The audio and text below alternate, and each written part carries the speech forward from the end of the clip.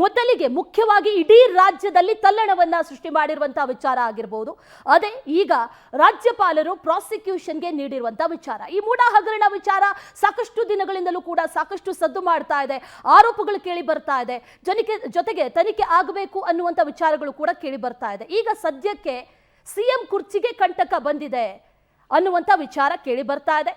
ಹಾಗಾದ್ರೆ ಮುಂದಿನ ಸವಾಲುಗಳೇನು, ಯಾವ ರೀತಿಯಲ್ಲಿ ನಡೆಯುತ್ತೆ ತನಿಖೆ, ಯಾವ ರೀತಿಯಲ್ಲಿ ನಡೆಯುತ್ತೆ ತನಿಖೆ ನಡೆಯೋದಾದ್ರೆ ಅದರ ಜೊತೆಯಲ್ಲಿ ಕಾನೂನು ಹೋರಾಟ ಯಾವ ರೀತಿ ಆಗಿರುತ್ತೆ, ಕಾನೂನು ಇಕ್ಕಳದಲ್ಲಂತೂ ಸದ್ಯಕ್ಕೆ ಸಿಎಂ ಇದ್ದಾರೆ ಅನ್ನುವಂಥದ್ದಂತೂ ಸ್ಪಷ್ಟ ಆಗ್ತಾ ಇದೆ. ಇದೆಲ್ಲದರ ಬಗ್ಗೆ ಇವತ್ತಿನ ಪವರ್ ಫೋಕಸ್ ನಲ್ಲಿ ನಾವು ಮಾತಾಡ್ತಾ ಹೋಗ್ತೀವಿ. ನಮ್ಮ ಜೊತೆ ಗೆಸ್ಟ್ ಕೂಡ ಜಾಯಿನ್ ಆಗ್ತಾ ಹೋಗ್ತಾರೆ. ಇದೇ ಈ ಹೊತ್ತಿನ ವಿಶೇಷ ಪವರ್ ಫೋಕಸ್ ನಲ್ಲಿ ಸಿದ್ದು ವರ್ಸಸ್ ಗವರ್ನರ್. ಸದ್ಯಕ್ಕಂತೂ ರಾಜ್ಯ ರಾಜಕೀಯದಲ್ಲಿ ಬಿರುಗಾಳಿ ಎಬ್ಬಿಸಿರುವಂತಹ ಸಿಎಂ ಪ್ರಾಸಿಕ್ಯೂಷನ್ ಪ್ರಕರಣ ಇದು. ಮೂಡಾ ಅಕ್ರಮ ಪ್ರಕರಣದ ಬಗ್ಗೆ ತನಿಖೆಗೆ ಗವರ್ನರ್ ಈಗ ಗ್ರೀನ್ ಸಿಗ್ನಲ್ ಕೊಟ್ಟಿದ್ದಾರೆ.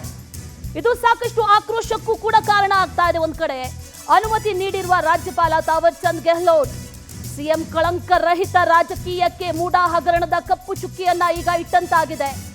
ಹಿಂದೆಲ್ಲ ಭ್ರಷ್ಟಾಚಾರದ ವಿರುದ್ಧ ಸಿದ್ದರಾಮಯ್ಯ ಅವರು ಹೋರಾಟವನ್ನ ಮಾಡಿದ್ರು.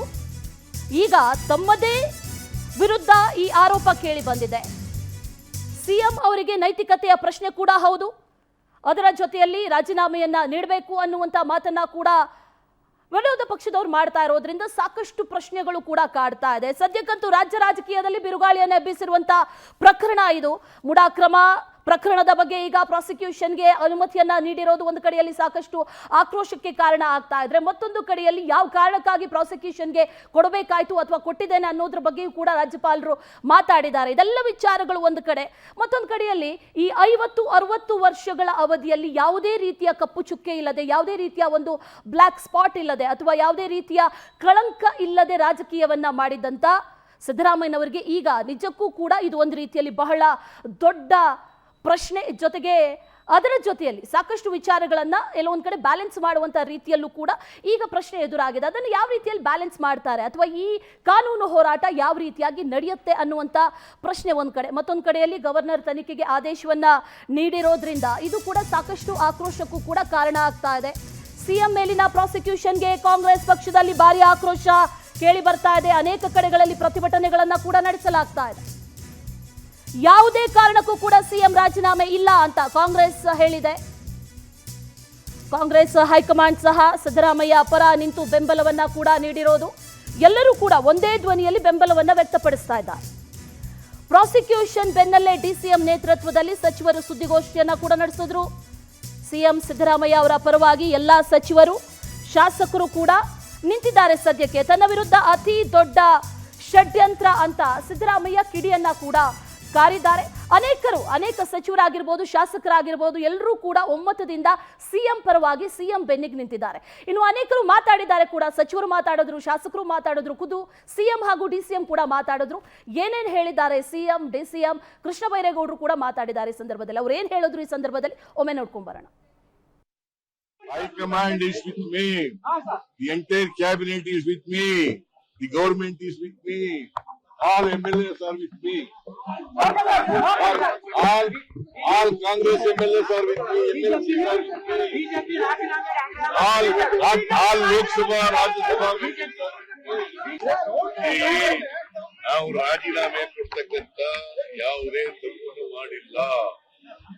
ಅವರು ತಪ್ಪು ಮಾಡಿರ್ತಕ್ಕಂಥದ್ದು, ಅವರು ಕಾನೂನು ಬಾಹಿರ ನಡ್ಕೊತಾರೆ, ಅವರು ಸಂವಿಧಾನ ಬಾಹಿರ ನಡ್ಕೊತಾರೆ. ಇವತ್ತು ರಾಜಭವನವನ್ನ ರಾಜಕೀಯ ತಾಳವಾಗಿ ರಾಜ್ಯಪಾಲರು ಅವರು ಕೇಂದ್ರ ಸರ್ಕಾರದ The entire state, the Congress party, the legislators and the cabinet stands behind Mr. Siddaramaiah. He is my chief minister. He will be the chief minister. We stand solidly behind him. The party also will have a proper program to support his case. There is no case. They have made a case without a case. So ಅದರಿಂದ ನಾವು ಕಾನೂನು ಚೌಕಟ್ಟಿನಲ್ಲೂ ಕೂಡ ಏನು governor ಅವರು ನಮಗೆ ಏನು ಪತ್ರವನ್ನು ಬರೆದಿದ್ದಾರೆ, ಏನು ನೋಟಿಸ್ ಕೊಟ್ಟಿದ್ದಾರೆ, ಏನು ಪರ್ಮಿಷನ್ ಕೊಟ್ಟಿದ್ದೇವೆ ಅಂತ ಏನು ಹೇಳಿದ್ದಾರೆ, ಕಾನೂನ ಬದ್ಧವಾಗಿ ಹೋರಾಟವನ್ನು ಮಾಡ್ತೇವೆ. ಗವರ್ನರ್ ಮಾಡಿರೋ ಆರ್ಡರ್ ಇಲ್ಲೀಗಲ್. ಯಾಕೆ ಅಂದರೆ ಅವ್ರಿಗೆ ಲೋಕಾಯುಕ್ತದಿಂದನೂ ರಿಕ್ವೆಸ್ಟ್ ಬಂದಿಲ್ಲ. ಲೋಕಾಯುಕ್ತದವರಾಗಲಿ ಡೈರೆಕ್ಟರ್ ಜನರಲ್ ಆಫ್ ಪೊಲೀಸ್ ಆಗಲಿ ಒಂದು ಪ್ರಾಥಮಿಕ ಮೇಲ್ನೋಟಕ್ಕೆ ಈ ಆರೋಪದಲ್ಲಿ ಸತ್ಯ ಇದೆ ಅಂತ ಅವರು ಕನ್ವಿನ್ಸ್ ಆದಮೇಲೆ ಇವ್ರಿಗೆ ರಿಕ್ವೆಸ್ಟ್ ಕೊಡಬೇಕಾಗಿತ್ತು.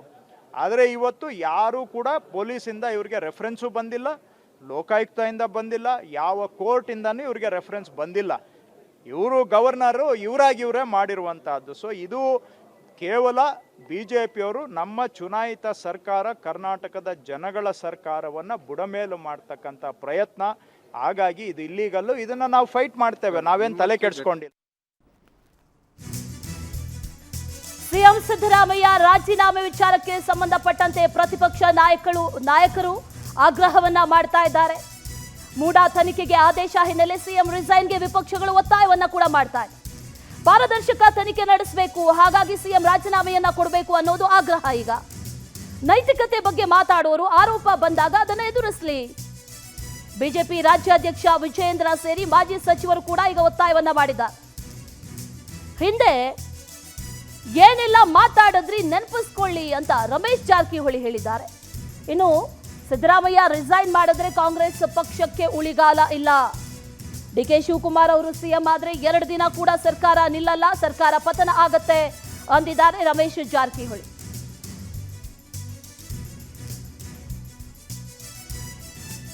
ಇನ್ನು ವಿಪಕ್ಷ ನಾಯಕರು ಕೂಡ ಸಾಕಷ್ಟು ವಿಚಾರಗಳ ಬಗ್ಗೆ ಮಾತಾಡಿದ್ದಾರೆ. ಒಂದು, ರಾಜೀನಾಮೆಯನ್ನ ಕೊಡಬೇಕು, ನೈತಿಕತೆ ಹೇಗಿರುತ್ತೆ, ತನಿಖೆ ನಡೀಬೇಕು ಅಂತಂದ್ರೆ ನೈತಿಕ ಹೊಣೆಯನ್ನ ಹೊತ್ತು ರಾಜೀನಾಮೆಯನ್ನ ಕೊಡಬೇಕು ಅನ್ನೋದು ವಿಪಕ್ಷಗಳ ಆಗ್ರಹ ಕೂಡ ಆಗಿದೆ.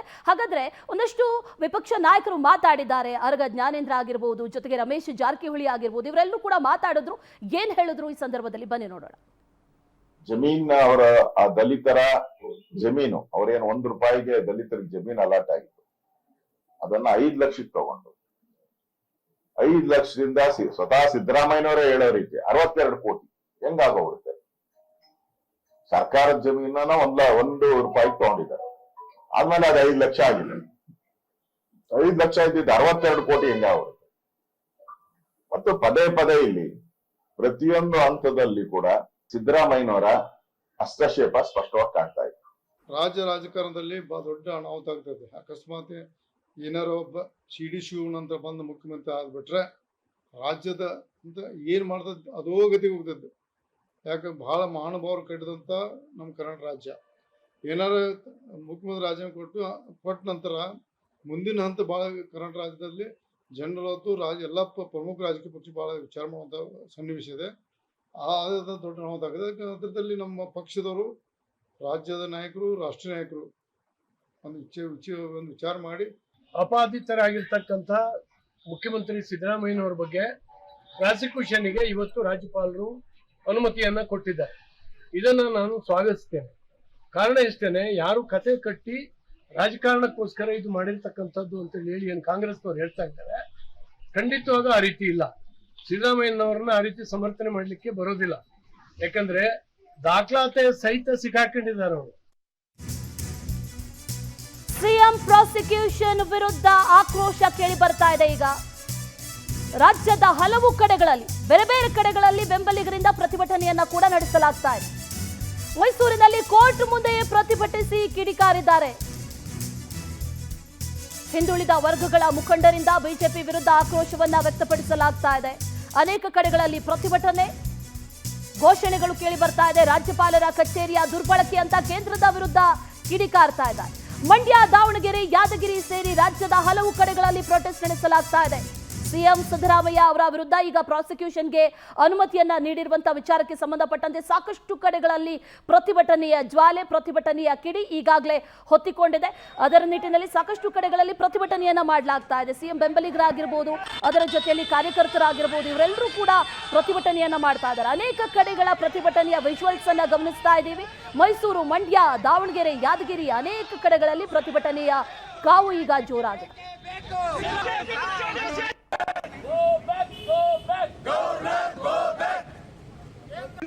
ವಿಜುವಲ್ಸ್ ಅನ್ನ ಗಮನಿಸ್ತಾ ಇದ್ದೀವಿ. ಕಲಬುರಗಿ ಹಾಗೂ ಮಂಡ್ಯದಲ್ಲೂ ಕೂಡ ಪ್ರತಿಭಟನೆಯ ಕಾವು ಬಹಳ ಜೋರಾಗಿದೆ. ಟೈರ್ಗೆ ಬೆಂಕಿ ಹಚ್ಚಿ ಪ್ರತಿಭಟನೆಯನ್ನ ಮಾಡ್ತಾ ಇರೋದೊಂದು ಕಡೆ ಆದ್ರೆ, ಮತ್ತೊಂದು ಕಡೆಯಲ್ಲಿ ರಾಜ್ಯಪಾಲರು ರಾಜಭವನದ ದುರುಪಯೋಗ ಆಗ್ತಾ ಇದೆ, ದುರ್ಬಳಕೆ ಆಗ್ತಾ ಇದೆ ಅನ್ನುವಂತ ಮಾತನ್ನ ಕೂಡ ಹೇಳಿ ಈಗ ಪ್ರತಿಭಟನೆಯನ್ನ ಮಾಡಲಾಗ್ತಾ ಇದೆ ಒಂದು ಕಡೆ. ಮತ್ತೊಂದು ಕಡೆಯಲ್ಲಿ ಬಿಜೆಪಿಯ ವಿರುದ್ಧ ಆಕ್ರೋಶ, ಕೇಂದ್ರದ ವಿರುದ್ಧ ಆಕ್ರೋಶ, ಇದೆಲ್ಲವೂ ಕೂಡ ಈಗ ಪ್ರಾಸಿಕ್ಯೂಷನ್ಗೆ ಅನುಮತಿಯನ್ನ ನೀಡಿದ ನಂತರದಲ್ಲಿ ಈಗ ಕೇಳಿ ಬರ್ತಾ ಇದೆ.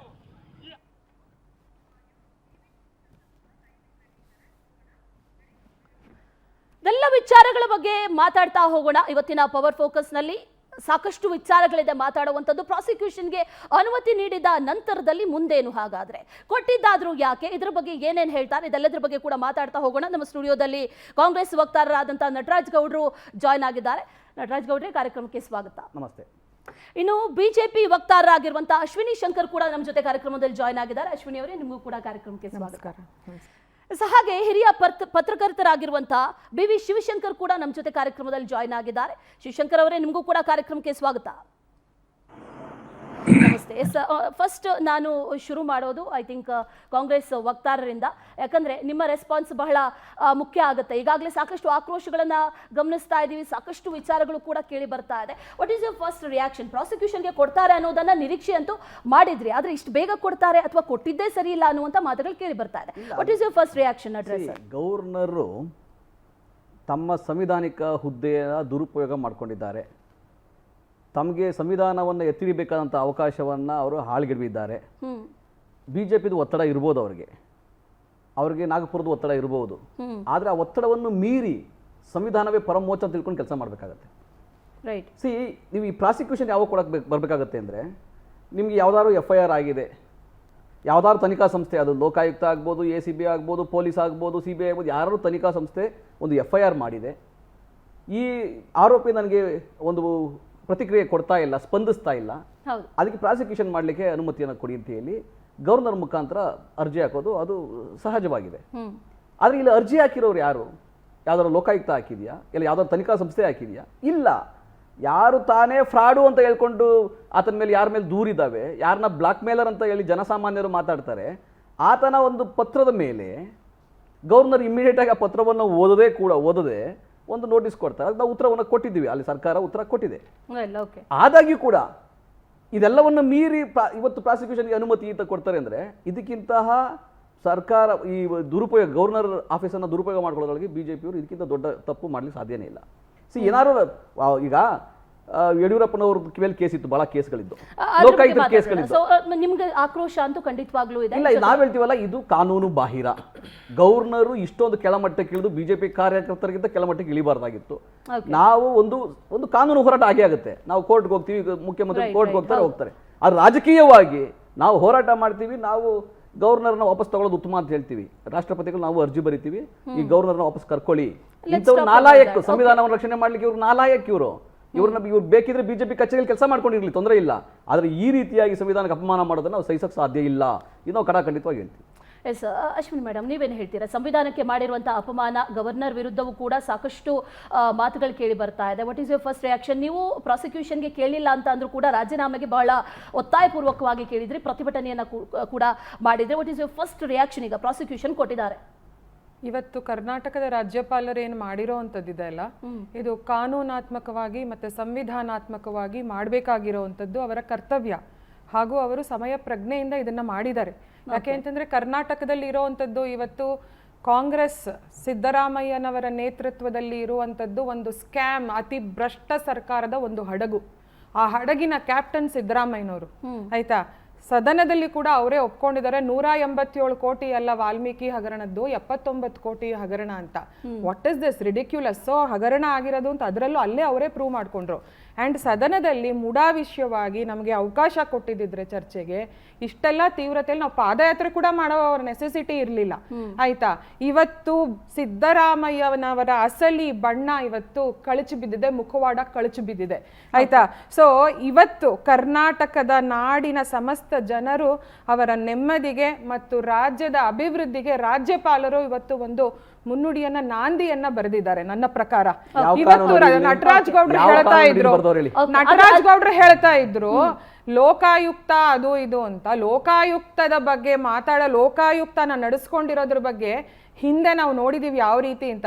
ಸಿದ್ದರಾಮಯ್ಯನವರ ಮೇಲೆ 20ಗಿಂತ ಹೆಚ್ಚು ಕೇಸ್ಗಳು ಲೋಕಾಯುಕ್ತದಲ್ಲಿದ್ದಾಗ ಸಿದ್ದರಾಮಯ್ಯನವರು ಲೋಕಾಯುಕ್ತನೇ ರದ್ದು ಮಾಡಿ ACB ಅಂತ ಓಪನ್ ಮಾಡಿ ಎಲ್ಲಾ ಕೇಸ್ಗಳನ್ನ ಖುಲಾಸೆ ಮಾಡ್ತಾರೆ. ಲೋಕಾಯುಕ್ತದ ಬಗ್ಗೆ ಮಾತನಾಡುವ ಯಾವುದೇ ನೈತಿಕತೆ ಕಾಂಗ್ರೆಸ್ಸಿಗಾಗಲಿ ಸಿದ್ದರಾಮಯ್ಯನವರಿಗಾಗಲಿ ಇಲ್ಲ. ಅಶ್ವಿನಿ ಮೇಡಮ್, ಅದ್ರ ಬಗ್ಗೆ ಮಾತಾಡೋಣ. ಇನ್ನು BV ಶಿವಶಂಕರ್ ಅವರ ಹತ್ರ ನಾನು ಫಸ್ಟ್ ರಿಯಾಕ್ಷನ್ ಕೇಳಬೇಕು. ಯಾಕಂದ್ರೆ ಇಷ್ಟೊಂದು ವರ್ಷಗಳ ಅವಧಿಯಲ್ಲಿ, ಸುದೀರ್ಘ ಅವಧಿ 50-60 ವರ್ಷಗಳ ಅವಧಿಯಲ್ಲಿ ಸಿದ್ದರಾಮಯ್ಯನವರ ಮೇಲೆ ಅಂತ ದೊಡ್ಡ ಕಳಂಕಗಳು ಬಂದೇ ಇರಲಿಲ್ಲ. ಕಳಂಕರಹಿತ ರಾಜಕಾರಣಿ ಅಂತ ಅನ್ನಿಸ್ಕೊಂಡಿದ್ರು. ಈಗ ಎಲ್ಲೋ ಒಂದ್ ಕಡೆ ಕಪ್ಪು ಚುಕ್ಕೆ ಬರೋದಕ್ಕೆ ಸಾಧ್ಯ ಆಯ್ತು ಅನ್ನುವಂಥದ್ದನ್ನ ಹೇಳಲಾಗ್ತಾ ಇದೆ. ಶಿವಶಂಕರ್ ಸರ್, ನೀವೇನ್ ಹೇಳ್ತೀರಾ? ಇಷ್ಟು ವರ್ಷಗಳಿಂದ ಗಮನಿಸ್ತಾ ಇದ್ದೀರಾ ಸಿದ್ದರಾಮಯ್ಯನವರನ್ನ, ಜೊತೆಗೆ ಈ ಹಗರಣ ಬಹಳ ಬಿಟ್ಟು ಬಿಡದಂತೆ ಕಾಡ್ತಾ ಇದೆ, ಸಂಕಷ್ಟವನ್ನ ತಂದೊಡ್ಡಿದೆ. ಇದನ್ನೆಲ್ಲವನ್ನು ಕೂಡ ನೋಡೋದಾದ್ರೆ ಯಾವ ರೀತಿಯಾಗಿ, how do you analyse it sir? Ashwini ಅವರೇ, ಈಗ ಇವತ್ತು ರಾಜ್ಯಪಾಲರು ಸ್ಯಾಂಕ್ಷನ್ ಕೊಟ್ಟ ಮೇಲೆ ಏನು ರಿಯಾಕ್ಷನ್ ಬರ್ತಾ ಇದೆ ಅದು ಸಹಜನೇ. ಒಂದು ರಾಜಕೀಯ ಪಕ್ಷವಾಗಿ ಕಾಂಗ್ರೆಸ್ ಹೇಳಬೇಕಾದ್ದನ್ನ ಹೇಳ್ತಾ ಇದೆ. ಏನಂದ್ರೆ ಇದು ರಾಜಕೀಯ ಪ್ರೇರಿತವಾಗಿದೆ, ಆಮೇಲೆ ಬಿಜೆಪಿಯ ಹುನ್ನಾರ ಇದೆ ಅಂತ.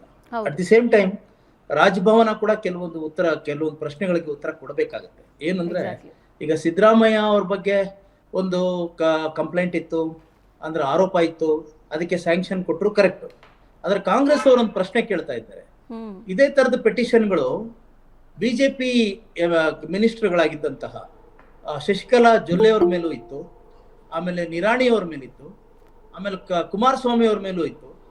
ಅದನ್ನ ಇವತ್ತಿನವರೆಗೂ ರಾಜಭವನ ಅದ್ರ ಬಗ್ಗೆ ತೀರ್ಮಾನನೇ ತಗೊಳ್ಳದೆ ಸಿದ್ದರಾಮಯ್ಯ ಅವ್ರಿಗೆ ಮಾತ್ರ ಯಾಕೆ ಸ್ಯಾಂಕ್ಷನ್ ಕೊಡ್ತು ಅನ್ನುವಂತ ಒಂದು ಪ್ರಶ್ನೆಯನ್ನ ಕಾಂಗ್ರೆಸ್ ಎತ್ತಿದೆ.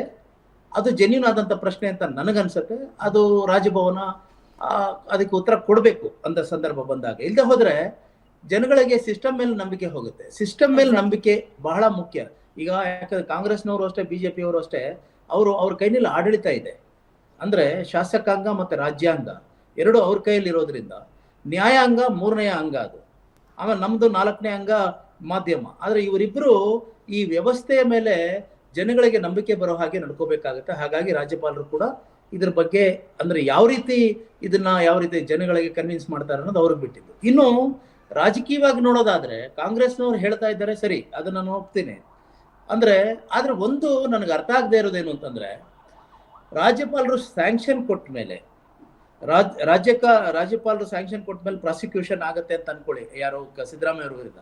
ಅದು ರಾಜ್ಯ ಸರ್ಕಾರನ ಡಿಸ್ಟೆಬಿಲೈಸ್ ಮಾಡೋ ಹೇಗಾಗತ್ತೆ ಅನ್ನೋದು ನನಗೆ ಅರ್ಥ ಆಗ್ತಾ ಇಲ್ಲ. ಯಾಕೆಂತಂದ್ರೆ ಮುಖ್ಯಮಂತ್ರಿಗಳು ಸಿದ್ದರಾಮಯ್ಯನವರು ಒಬ್ರು, ಅವ್ರ ಅಕಸ್ಮಾತ್ ರಾಜೀನಾಮೆ ಕೊಡುವಂತ ಒಂದು ಪರಿಸ್ಥಿತಿನೇ ಬರುತ್ತೆ ಅಂತಾನೆ ಅನ್ಕೊಳ್ಳೋಣ.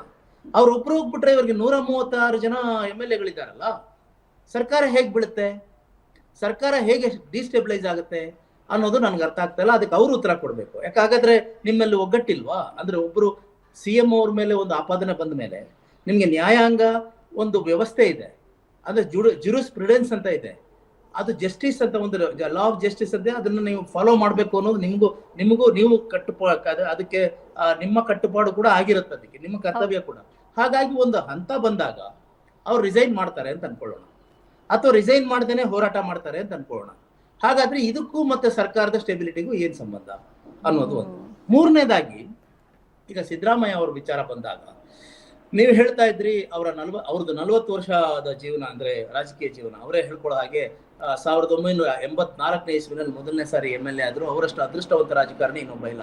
ಯಾಕೆಂದ್ರೆ 84ರಲ್ಲಿ MLA ಆದ್ರೆ 85ಕ್ಕೆ ಮಿನಿಸ್ಟರ್ ಆಗ್ಬಿಟ್ರು. ಆಮೇಲೆ ಅವರು ಇಡೀ ಥ್ರೂ ಔಟ್ ಅವರು ಪ್ರಿವಿಲೇಜ್ಡ್ ಪೊಸಿಷನ್ ಅಲ್ಲೇ ಇದ್ಕೊಂಡು ಬಂದಿದ್ದಾರೆ. ಇಲ್ಲ ಲೀಡರ್ ಆಫ್ ದಿ ಅಪೋಸಿಷನ್ ಆಗಿದ್ದಾರೆ. ಅಂದ್ರೆ ಅಧಿಕಾರ ಇದ್ರೆ ಮಿನಿಸ್ಟರ್ ಆಗ್ತಾರೆ, ಇಲ್ಲ ಡೆಪ್ಯೂಟಿ ಚೀಫ್ ಮಿನಿಸ್ಟರ್ ಆಗ್ತಾರೆ, ಇಲ್ಲ ಮಿನಿಸ್ಟರ್ ಆಗ್ತಾರೆ. ಅಧಿಕಾರ ಇಲ್ಲದೆ ಹೋದ್ರೆ ಲೀಡರ್ ಆಫ್ ದಿ ಅಪೋಸಿಷನ್ ಆಗ್ತಾರೆ. ಇಂಥ ಒಬ್ಬ ಅಂದ್ರೆ ಪ್ರಿವಿಲೇಜ್ಡ್ ಪೊಲಿಟಿಷಿಯನ್ ಇಡೀ ಕರ್ನಾಟಕದ ಇತಿಹಾಸದಲ್ಲಿ ಇಲ್ಲ. ಆದರೆ ನೀವು ಹೇಳ್ದ ಹಾಗೆ ಅವ್ರ ಮೇಲೆ ಕಪ್ಪು ಚುಕ್ಕೆ ಇರ್ಲಿಲ್ಲ ಅನ್ನೋದು ಕೂಡ ಅದೇನು ಅಂತ ಅಷ್ಟು ಇದಲ್ಲ. ಯಾಕೆಂತಂದ್ರೆ ಅವ್ರ ಮೇಲೆ ಆರೋಪಗಳು ಬಂದಿದೆ, ಅವ್ರೇನು ಆರೋಪ ಮುಕ್ತ ಅಲ್ಲ, ಅಂದ್ರೆ ಅಪರಾಧಿ ಅಂತ ನಾನು ಹೇಳ್ತಾರೆ, ಎಲ್ಲೂ ಕನ್ವಿಕ್ಟ್ ಆಗಿಲ್ಲ, ಅವ್ರ ಮೇಲಿನ ಆರೋಪಗಳು ಪ್ರೂವ್ ಆಗಿಲ್ಲ. ಆದ್ರೆ ಆರೋಪಗಳು ಬರ್ದೇ ಇರೋ ತರ ಅವ್ರೇನ್ ನೋಡ್ಕೊಂಡಿಲ್ಲ. ಈಗ ಹುಬ್ಳೋ ವಾಚ್ದು ಪ್ರಕರಣ ಇರಬಹುದು, ಆಮೇಲೆ ರೀಡು ಪ್ರಕರಣ, ಅಂದ್ರೆ ಯಾವ್ದದು ಅರ್ಕಾವತಿ ರೀಡು ಪ್ರಕರಣದಲ್ಲಿ, ಆಮೇಲೆ ಇದೇ ಲೋಕಾಯುಕ್ತ ವಿಚಾರಗಳು ಬಂದಾಗ ಆ ಲೋಕಾಯುಕ್ತ ಇದನ್ನ ದುರ್ಬಲಗೊಳಿಸೋ ಹಾಗೆ ACB ಮಾಡಿದ್ದು, ಮತ್ತೆ ಎರಡನೇದು ಅಲ್ಲಿ ಇದು ರೀಡು ಪ್ರಕರಣದಲ್ಲಿ ಕೆಂಪಣ್ಣ ಕಮಿಷನ್ ಅಂತ ಒಂದಿತ್ತು, ಅದು 2 ರಿಪೋರ್ಟ್ ಕೊಟ್ಟಿದೆ. ಆ 2 ರಿಪೋರ್ಟ್ ಏನಾಯ್ತು ಅಂತ ಗೊತ್ತಿಲ್ಲ. 3ನೇದು ಅವ್ರ ವಿಕ್ಟೋರಿಯಾ ಹಾಸ್ಪಿಟಲ್ ಒಂದು ಹಗರಣ ಬಂದಿತ್ತು ಅವ್ರ ಮಗನ ಸಂಬಂಧಪಟ್ಟ ಹಾಗೆ. ಹಾಗಾಗಿ ಆರೋಪಗಳಿಂದ ಅವರೇನು ಮುಕ್ತ ಅಲ್ಲ.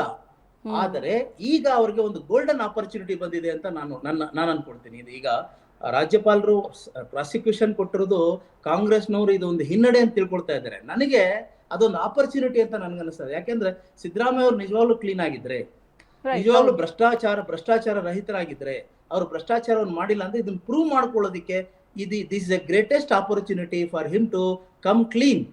ಅದನ್ನ ಅವ್ರು ಮಾಡ್ತಾರೆ ಅನ್ನುವಂತ ಒಂದು ಭರವಸೆ ಅವ್ರನ್ನ ಬೆಂಬಲಿಸೋರಿಗೆ ಇರ್ಬೇಕಾಗತ್ತೆ. ಅದು ಬಿಟ್ಟು ಇದನ್ನ ನೀವು ಇದು ಪ್ರತಿಭಟನೆ ಮಾಡ್ತಾ ಮತ್ತೇನಂದ್ರೆ ರಾಜಕೀಯವಾಗಿ ಎರಚಾಟದಲ್ಲಿದ್ರೆ ಅವ್ರ ಮೇಲೆ ಗುಮಾನಿ ಹೆಚ್ಚಾಗತ್ತೆ. ಒಂದು ಎರಡನೇದಾಗಿ ಈಗ ಶಿವಶಂಕರ್ ಸರ್ ಮಾತಾಡ್ತೀನಿ. ಇನ್ನು ಬಿಜೆಪಿ ಶಾಸಕರಾದಂತಹ ಶ್ರೀವತ್ಸ ಕೂಡ ನಮ್ ಜೊತೆ ಜಾಯಿನ್ ಆಗಿದ್ದಾರೆ ಲೈವ್ ನಲ್ಲಿ. ಶ್ರೀವತ್ಸ ಸರ್ ನಮಸ್ತೆ. ನಮಸ್ತೆ ಅಮ್ಮ. ನಮಸ್ತೆ. ಇವತ್ತು ಪ್ರಾಸಿಕ್ಯೂಷನ್ಗೆ ಕೊಟ್ಟಿರುವಂತ ವಿಚಾರ ಸಾಕಷ್ಟು ರೀತಿಯಲ್ಲಿ ಚರ್ಚೆ ಆಗ್ತಾ ಇದೆ. ರಾಜಭವನಕ್ಕೂ ಕೂಡ ಕಳಂಕವನ್ನ ತಂದು ಇಡ್ತಾ ಇದೆ ಈ ಪ್ರಾಸಿಕ್ಯೂಷನ್ಗೆ ಕೊಟ್ಟಿರುವಂತ ವಿಚಾರ. ನಿಮ್ಮ ಪ್ರಕಾರ ಸರಿಯೋ ತಪ್ಪೋ? ಮುಂದಿನ ಕಾಂಗ್ರೆಸ್ನ ನಿರ್ಧಾರಗಳು ಅಥವಾ ನಡೆಗಳು ಈಗ ಕಾನೂನಾತ್ಮಕವಾಗಿ ಹೋರಾಟ ಅಂತ ಹೇಳ್ತಾ ಇದ್ದಾರೆ. ಅದರೆಲ್ಲದರ ಬಗ್ಗೆ ಆಸ್ ಅ ಶಾಸಕರಾಗಿ ನೀವು ಕೂಡ ಈಗಾಗಲೇ ಸಾಕಷ್ಟು ಪ್ರತಿಭಟನೆಗಳನ್ನ ಕೂಡ ಮಾಡಿದ್ರಿ. ನಿಮ್ಗೆ ಏನ್ ಅನ್ಸುತ್ತೆ ಇದ್ರ ಬಗ್ಗೆ? ಮೊದಲನೇದಾಗಿ ರಾಜ್ಯಪಾಲರ ರಾಜಭವನ ಏನಾಗಿದೆ ಅದು ದುರ್ಬಳಕೆ ಆಗಿಲ್ಲ, ಸದ್ಬಳಕೆ ಆಗಿದೆ. ಯಾಕೆಂತ ಹೇಳಿದ್ರೆ ನಾವು ಮೂಡಾದ ಹಗರಣದ ವಿರುದ್ಧ ಎಲ್ಲ ದಾಖಲಾತಿಗಳನ್ನು ಮಾಧ್ಯಮದ ಮುಂದೆನೇ ಇಟ್ಟಿದ್ವಿ. ಮಾಧ್ಯಮದವರು ಇದಕ್ಕೆ ಸಹಕಾರ ಕೊಟ್ಟಿದ್ದರ ಕಾರಣದಿಂದಾಗಿ ಬೆಳಕಿಗೆ ಬಂತು. ಹಾಗಾಗಿ ಪ್ರೊಟೆಸ್ಟ್ ಅನ್ನೋದು ಸಾಮಾನ್ಯ. ಯಾವುದೇ ಒಬ್ಬ ಮುಖ್ಯಮಂತ್ರಿಯನ್ನ ಪ್ರಾಸಿಕ್ಯೂಷನ್ ಕೊಟ್ಟಾಗ ಇವೆಲ್ಲ ನಡೆಯುತ್ತೆ. ಆದರೆ ಸನ್ಮಾನ್ಯ ಸಿದ್ದರಾಮಯ್ಯನವರು ಯಾವಾಗ 14 ಸೈಟು ಅಂತ ಬಂತು ಆವಾಗಲೇ ಅದನ್ನು ವಾಪಸ್ ಕೊಟ್ಟಿದ್ದಿದ್ರೆ ನನಗನ್ಸುತ್ತೆ ಈ ಪರಿಸ್ಥಿತಿ ಉದ್ಭವ ಆಗ್ತಿರ್ಲಿಲ್ಲ. ಅಲ್ಲ, ವಾಪಸ್ ಕೊಡೋದು ಅನ್ನೋದಕ್ಕಿಂತ ಅಲ್ಲಿ ಅಕ್ರಮ ನಡೆದಿದ್ಯೋ ಇಲ್ವೋ ಅನ್ನೋದು ಕೂಡ ಬಹಳ ಮುಖ್ಯ ಪ್ರಶ್ನೆ ಆಗುತ್ತೆ. ಅದರ ಜೊತೆಯಲ್ಲಿ ಈಗ ಗಮನಿಸೋದಾದ್ರೆ ಈ ಅಕ್ರಮ ಕೇವಲ ಇಷ್ಟೇ ಸೈಟ್ಗಳಿಗೆ ಅಂತಲ್ಲ, ಉಳಿದ ಕಡೆಯಲ್ಲೂ ಕೂಡ ಮೂಡಾದಲ್ಲಿ ಅಕ್ರಮ ಆಗಿದೆ ಅನ್ನುವಂಥದ್ದು ಈಗಾಗಲೇ ಗೊತ್ತಾಗಿರುವಂತಹ ವಿಚಾರ. ಅದಕ್ಕೆ ಸಂಬಂಧಪಟ್ಟಂತೆ ಆಯೋಗಗಳು ಕೂಡ ರಚನೆ ಆಗಿದೆ. ಈಗ ಕೇಳಿ ಬರ್ತಾ ಇರುವಂತಹ ವಿಚಾರ ಅಂತಂದ್ರೆ ಇದು ಬಿಜೆಪಿ ಎಲ್ಲೋ ಒಂದ್ ಕಡೆ ಕಾಂಗ್ರೆಸ್ ಸರ್ಕಾರವನ್ನ ಅಸ್ಥಿರಗೊಳಿಸೋದಿಕ್ಕೆ ಅಥವಾ ಸರ್ಕಾರವನ್ನ ಬೀಳಿಸೋದಿಕ್ಕೆ ಮಾಡ್ತಾ ಇರುವಂತಹ ಪ್ರಯತ್ನಗಳು ಕೇಂದ್ರ ಸರ್ಕಾರದ ಬಳಕೆ ಆಗ್ತಾ ಇದೆ ಅನ್ನುವಂತ ವಿಚಾರಗಳು ಕೂಡ ಕೇಳಿ ಬರ್ತಾ ಇದೆ. ಅದ್ರ ಬಗ್ಗೆ ಏನ್ ಹೇಳ್ತೀರಿ? ಏನಂದ್ರೆ ಪ್ರಾರಂಭದಲ್ಲಿ ಈ ದಾಖಲೆಗಳೆಲ್ಲ ಬಂದು ನೋಡಿದಂಥ ಸಂದರ್ಭದಲ್ಲಿ ಮೈಸೂರಿನ ಮೂಡಾದ ಹಿಂದಿನ ಚೇರ್ಮನ್ನು ಇದನ್ನ ರೆಸೊಲ್ಯೂಷನ್ ಮಾಡಿ ಕಳಿಸಿದ್ದಾರೆ ಅನ್ನುವಂಥದ್ದಿತ್ತು. ಬಿಜೆಪಿಯವ್ರು ಮಾಡಿದ್ದಾರೆ, ಬಿಜೆಪಿಯವ್ರು ಕೊಟ್ಟಿದ್ದು ಅಂತ. ಬಿಜೆಪಿಯವ್ರು ಕೊಟ್ಟಿದ್ರು, ಬಿಜೆಪಿಯವ್ರು ಮಾಡಿದ್ರು ತಪ್ಪೇನೆ. ನಾವೆಲ್ಲಿ ತನಿಖೆ ಮಾಡಬೇಡ ಅಂತ ಹೇಳಿದೀವಿ, ನಾವೆಲ್ಲಿ ಶಿಕ್ಷೆ ಕೊಡಬೇಡ ಅಂತ ಹೇಳಿದೀವಿ. ಪ್ರಾರಂಭದಲ್ಲಿ ನನಗೆ ಬಂದಿದ್ದು ಒಂದು 81,000 ಚದರ ಅಡಿಯನ್ನು ಮೈಸೂರಲ್ಲಿ ಕಮಿಷನರು, ನಾನು ಮೂಡಾದ ಮೆಂಬರ್ ಆದಮೇಲೆ ಕಳೆದ 1 ವರ್ಷದಿಂದ ಒಂದು 81,000 ಚದರ ಅಡಿ, ಒಂದು 1 ಲಕ್ಷದ ಚದರ ಅಡಿ ಎರಡನ್ನೇ ನಾನು ಇಟ್ಕೊಂಡು ಚೀಫ್ ಸೆಕ್ರೆಟರಿ ಅವರಿಗೆ ಮತ್ತೆ ಯುಡಿಗೆ ಪ್ರಿನ್ಸಿಪಲ್ ಸೆಕ್ರೆಟರಿಗೆ ನಾನು ಕೊಟ್ಟಿದ್ದಂಥದ್ದು. ಅದನ್ನ ಸರಿಗೆ ತನಿಖೆ ಮಾಡಿದ್ದಿದ್ರೆ ಅವತ್ತು ಭೈರತಿ ಸುರೇಶ್ ಅವರು ಏನು ಹೇಳಿದ್ರು, ಯಾವನೋ ಒಬ್ಬ MLA ಲೆಟರ್ ಕೊಟ್ಬಿಡ್ತಾನೆ ಅನ್ನೋ ಕಾರಣಕ್ಕೆ ರಾಜೀನಾಮೆ ಕೊಡಬೇಕಾಗತ್ತಾ ಅನ್ನುವಂಥ ನಿರ್ಲಕ್ಷ್ಯದ ಉಡಾಫೆ ಉತ್ತರವನ್ನು ಕೊಟ್ಟಿದ್ರು. ಮೈಸೂರಿಗೆ ಹೆಲಿಕಾಪ್ಟ್ರಲ್ಲಿ ಬಂದರು, ಮೈಸೂರಿಂದ ಫೈಲ್ ತಗೊಂಡೋದ್ರು. ಹಗರಣನೇ ಆಗದಿದ್ಮೇಲೆ ಹೆಲಿಕಾಪ್ಟ್ರಲ್ಲಿ ಮೈಸೂರಿಗೆ ಯಾಕೆ ಬಂದರು, ಯಾಕೆ ಫೈಲ್ಗಳನ್ನ ಹೊತ್ಕೊಂಡೋದ್ರು, ಯಾಕೆ ಇಲ್ಲಿ IAS ಯಾರು ವೆಂಕಟಚಲಪತಿ ರಾಜು ಅವರ ನೇತೃತ್ವದಲ್ಲಿ ಯಾಕೆ 1 ತಿಂಗಳು ಟೈಮ್ ಕೊಡ್ತೀನಿ ಹಗರಣದ ವಿರುದ್ಧ ತನಿಖೆ ಮಾಡಲಿಕ್ಕೆ ಅಂತ ಯಾಕೆ ಹೇಳಿದ್ರು? ಅದು ಎಲ್ಲ ಆಯಿತು. ನಾನೊಬ್ಬ ದೂರುದಾರ, ನಾನು ಮೂಡಾದ ಮೆಂಬರು, ನನ್ನನ್ನು ಕರೆಸಿ ಅವತ್ತು ಮೂಡಾದಲ್ಲಿ ಯಾಕೆ ಮೀಟಿಂಗ್ ಮಾಡಲಿಲ್ಲ? ಬೇರೆ ಶಾಸಕರನ್ನ ಕೂರಿಸ್ಕೊಂಡಿದ್ರಿ, ನನ್ನ ಹತ್ರನೇ ಕರೆದು ಕೇಳಿದರೆ 2 ದಾಖಲೆಗಳನ್ನ ಕೊಡ್ತಿದ್ದೆ. ಕಮಿಷನರ್ ಅವ್ರನ್ನ ಸಸ್ಪೆಂಡ್ ಮಾಡ್ಬೋದಾಗಿತ್ತು, ಕ್ರಿಮಿನಲ್ ಕೇಸು ದಾಖಲಿಸ್ಬೋದಾಗಿತ್ತು. ಅವತ್ತು ನಿಮ್ಮ ಉಡಾಫೆಯ ಏನು ನಗರಾಭಿವೃದ್ಧಿ ಸಚಿವರ ಉಡಾಫೆಯ ಕಾರಣಕ್ಕೆ ಈ ಹಗರಣ ಇನ್ನೊಂದಷ್ಟು ದೊಡ್ಡದಾಯಿತು ಅಂತ ಹೇಳಲಿಕ್ಕೆ ಬಯಸ್ತೀನಿ. ಆಯಿತು, 15ನೇ ತಾರೀಕು ವಿಧಾನಸಭೆ ಇತ್ತು, 14ನೇ ತಾರೀಕು ಯಾಕೆ ನೀವು ನ್ಯಾಯಮೂರ್ತಿ ದೇಸಾಯಿ ಅವರ ವಿಚಾರಣಾ ಆಯೋಗವನ್ನು ಯಾಕೆ ಮಾಡಿದ್ರಿ? ಹಂಗಾದ್ರೆ ಹಗರಣನೇ ನಡೆದಿದ್ಮೇಲೆ 2 ಹಂತದ ತನಿಖೆ ಯಾಕೆ ಬೇಕಿತ್ತು? ನಾವು ದಾಖಲೆಗಳನ್ನು ತೋರಿಸಿದ್ದೀವಿ, ನಾವು ಕಾನೂನಲ್ಲಿ ಹೇಳಿದ್ದೀವಿ, ಸಿದ್ದರಾಮಯ್ಯನವರಿಗೆ ಕಣ್ತಪ್ಪಿನಿಂದ ಆಗಿರಬಹುದಾದ ತಪ್ಪದು, ಆದರೆ ಅಧಿಕಾರಿಗಳು ತಪ್ಪು ಮಾಡಿದ್ದಾರೆ, ಅಧಿಕಾರಿಗಳಿಗೆ ಶಿಕ್ಷೆ ಕೊಡಿ ಅಂತ ಹೇಳಿದ್ವಿ. ಯಾಕೆ ಶಿಕ್ಷೆ ಕೊಡ್ಲಿಕ್ಕೆ ಮುಂದಾಗಲಿಲ್ಲ? ಯಾಕೆ ಅವ್ರಿಗೆ ಬರೀ ವರ್ಗಾವಣೆ ಶಿಕ್ಷೆ ಕೊಡ್ತಾ ಇದ್ದೀರಾ? ಅಂದರೆ ಎಲ್ಲ ದಾಖಲೆಗಳು ಇವರ ವಿರುದ್ಧ ಮೈಸೂರಿನ ನಗರಾಭಿವೃದ್ಧಿ ಪ್ರಾಧಿಕಾರದ ಒಳಗೆ ಇತ್ತು. ನೋಡಿ, ಇವರಿಗೆ 14 ಸೈಟ್ ತೆಗೆದುಕೊಳ್ಳಕ್ಕೆ ಕಾನೂನಲ್ಲಿ ಅವಕಾಶನೇ ಇಲ್ಲ. ಕಾನೂನು ಏನು ಹೇಳುತ್ತೆ, 3 ಎಕರೆಗೆ ಮೇಲ್ಪಟ್ಟು ಏನಾದರೂ ಅಕ್ವೈರ್ ಆಗಿದ್ದರೆ, ಮೂಡಾದವರು ಅಕ್ವೈರ್ ಮಾಡ್ಕೊಂಡಿದ್ರೆ 40-60ರ 2 ಸೈಟ್ ಮಾತ್ರ ತಗೋಬೇಕು ಅಂತ ಇದೆ. ಹೇಗೆ 14 ತಗೋತಾರೆ? ಆಯ್ತು, 14 ಎಲ್ಲಿ ತಗೊಂಡ್ರು? ಯಾವ ದೇವನೂರು ಬಡಾವಣೆಯಲ್ಲಿ ಇವರ ಜಾಗವನ್ನ ಮೂಡಾದವರು ಅಕ್ವೈರ್ ಮಾಡ್ಕೊಂಡಿದ್ದಾರೆ, ಇವರು ತಗೊಂಡಿದ್ದು ವಿಜಯನಗರದಲ್ಲಿ. ಅದು ತಪ್ಪಲ್ವಾ? ಆಯ್ತು, ನಿಮ್ಗೆ ಗೊತ್ತಿಲ್ಲದೆ ಆಗಿದ್ರೆ ಏನ್ ಮಾಡ್ಬೋದಾಗಿತ್ತೆ? ಮೂಡಾದಲ್ಲಿ ಮೈಸೂರಿನ ಬಿಜೆಪಿಯವರು ಸೇರ್ಕೊಂಡು ನನ್ನ ತಲೆಗೆ ಏನೋ ಕೆಟ್ಟದನ್ನು ಕಟ್ಟಿದಾರಪ್ಪ, ಬೇಡ 14 ಸೈಟ್ ವಾಪಸ್ ಕೊಟ್ಬಿಡ್ತೀನಿ ಅಂತ ಹೇಳಿದ್ದಿದ್ರೆ ಈ ಹಗರಣ ಹಿಡ್ದೊಡ್ದಾಗ್ತಾನೆ ಇರ್ಲಿಲ್ವಲ್ಲ. ಯಾಕೆ ಪ್ರೆಸ್ಟೀಜ್ ಆಗಿ ತೆಗೆದುಕೊಂಡ್ರಿ? ಆಯ್ತು, ಅದೇ ನ್ಯಾಯಮೂರ್ತಿ ದೇಸಾಯಿ ಆಯೋಗವನ್ನು ರಚನೆ ಮಾಡ್ತಾರೆ. ತನಿಖೆಗೆ ದೇಸಾಯಿ ಸಾಹೇಬ್ರದ್ದು ಆಯೋಗ ಕಾರ್ಯಾರಂಭ ಮಾಡಕ್ಕೆ ಮೊದಲೇನೆ ಅವರ ಕಾನೂನು ಸಲಹೆಗಾರರಾದಂಥ ಹಾಲಿ ಶಾಸಕರಾದಂಥ ಪೊನ್ನಣ್ಣ ಅವರು ರಾಜ್ಯ ಮಟ್ಟದ ದಿನಪತ್ರಿಕೆಯಲ್ಲಿ ಆರ್ಟಿಕಲ್ ಬರೀತಾರೆ, ಪಾರ್ವತಮ್ಮನವ್ರಿಗೆ ತೆಗೆದುಕೊಂಡಿರುವಂಥ ಸೈಟು ಕಾನೂನುಬದ್ಧವಾಗಿದೆ ಅಂತ. ಹಾಗಾದ್ರೆ ವಿಚಾರಣೆ ಆಯೋಗ ಬರೋಕ್ಕೆ ಮೊದಲೇನೆ ಮುಖ್ಯಮಂತ್ರಿಗಳ ಕಾನೂನು ಸಲಹೆಗಾರರೇ ಈ ರೀತಿ ತೀರ್ಪನ್ನ ಬರೆದು ಬಿಡ್ಬೋದಾ? ಗೊತ್ತಿಲ್ಲ. ಆಯ್ತು, ಅದು ಒಂದು ಹೆಜ್ಜೆ ಮುಂದೆ ಹೋಗೋಣ. ವಿಧಾನಸಭೆಯಲ್ಲಿ ಚರ್ಚೆ ಕೇಳಿದ್ವಿ, ಆಯೋಗ ರಚನೆ ಆಗಿದೆ ಅನ್ನೋ ಕಾರಣಕ್ಕೆ ಚರ್ಚೆ ಕೊಡ್ಲಿಲ್ಲ. ಮರು ದಿವಸ ಮುಖ್ಯಮಂತ್ರಿಗಳೇ 2 ಗಂಟೆ ಕಾಲ ಪತ್ರಿಕಾಗೋಷ್ಠಿ ಮಾಡಿದ್ರಲ್ಲ. ನಿಮ್ಗೆ ನಟರಾಜ್ ಗೌಡ್ರು ಒಂದು ಪ್ರಶ್ನೆಯನ್ನ ಕೇಳ್ತಾ ಇದ್ದಾರೆ, ಕಾಂಗ್ರೆಸ್ ವಕ್ತಾರರಿದ್ದಾರೆ ನಮ್ಮ ಸ್ಟುಡಿಯೋದಲ್ಲಿ, ಪ್ರಶ್ನೆ ಕೇಳ್ತಾ ಇದ್ದಾರೆ. ಶ್ರೀವತ್ಸ ಅವರೇ, ತಾವು ಬಹಳ ಹಿರಿಯರಿದ್ದೀರಿ, ಮೈಸೂರು ನಿಮ್ಗೆ ಗೊತ್ತಿದೆ. ಈಗ 3 ಎಕರೆ 16 ಗುಂಟೆ ಜಮೀನನ್ನ ಮೂಡಾದವರು ಅಕ್ವೈರ್ ಮಾಡ್ಕೊಂಡಿದ್ದಾರಾ, ಮಾಡ್ಕೊಂಡಿಲ್ವಾ? ಮಾಡ್ಕೊಂಡಿದ್ದ ಮೇಲೆ ಅವ್ರಿಗೆ ಕಾಂಪನ್ಸೇಷನ್ ಕೊಡಬೇಕಾ, ಕೊಡಬೇಡ್ದ? ಈಗ ಮೂಡ ನಿಯಮಾವಳಿ ಪ್ರಕಾರ 40-60 ಕೊಡ್ತಾರೋ, 50-50 ಕೊಡ್ತಾರೋ, ಅವ್ರ ತೀರ್ಮಾನ ತಾನೆ. ಒಂದು ಅವ್ರು ಕೊಟ್ಟಾಗ ಇವ್ರೇನು ಅರ್ಜಿ ಹಾಕಿದ್ದಾರಾ, ಇಲ್ಲೇ ಕೊಡಬೇಕು, ನಮಗೆ ವಿಜಯನಗರದಲ್ಲೇ ಕೊಡಬೇಕು ಅಂತ ಅರ್ಜಿ ಹಾಕಿದ್ದಾರಾ? ಇಲ್ವಲ್ಲ. ಆ ಅರ್ಜಿಗಿಲ್ಲ, ಇವ್ರಿಗೆ ಇಲ್ಲೇ ಕೊಡಿ ಅಂತೇಳಿ ಮುಖ್ಯಮಂತ್ರಿಗಳು ಸಿದ್ದರಾಮಯ್ಯನವ್ರು ಯಾವತ್ತಾರು ಪತ್ರ ಬರೆದಿದ್ದಾರಾ? ಇಲ್ಲ ಕಮಿಷನರ್ಗೆ ಪತ್ರ ಬರೆದಿದ್ದಾರಾ? ಮೂಡ ಚೇರ್ಮನ್ಗೆ ಪತ್ರ ಬರೆದಿದ್ದಾರಾ? ಮೌಖಿಕವಾಗಿ ಹೇಳಿದ್ದಾರಾ? ಯಾವುದೂ ಇಲ್ಲ. ಮುಖ್ಯಮಂತ್ರಿಗಳ ಪಾತ್ರನೇ ಇಲ್ಲ ಅಂದ್ರೂ ಕೂಡ ತಾವು ಮುಖ್ಯಮಂತ್ರಿಗಳ ವಿರುದ್ಧವಾಗಿ ಇಲ್ಲದ ಕೇಸನ್ನ ಇದೆ ಅಂತ ಸೃಷ್ಟಿ ಮಾಡ್ಲಿಕ್ಕೆ ಹೋಗ್ತಾ ಇದ್ರಲ್ಲ. ಇದರ ಉದ್ದೇಶ ಏನು, ಹಿನ್ನೆಲೆ ಏನು, ಇದರ ಸೂಚನೆ ಏನು? ನಾಗಪುರದ ಸೂಚನೆಯಾ, ಇಲ್ಲ ಬಿಜೆಪಿ ಹೈಕಮಾಂಡ್ ಸೂಚನೆಯಾ? ಬಿಜೆಪಿ ಹೈಕಮಾಂಡ್ ಸೂಚನೆಯಾ? ಅಲ್ಲ, ಭ್ರಷ್ಟಾಚಾರ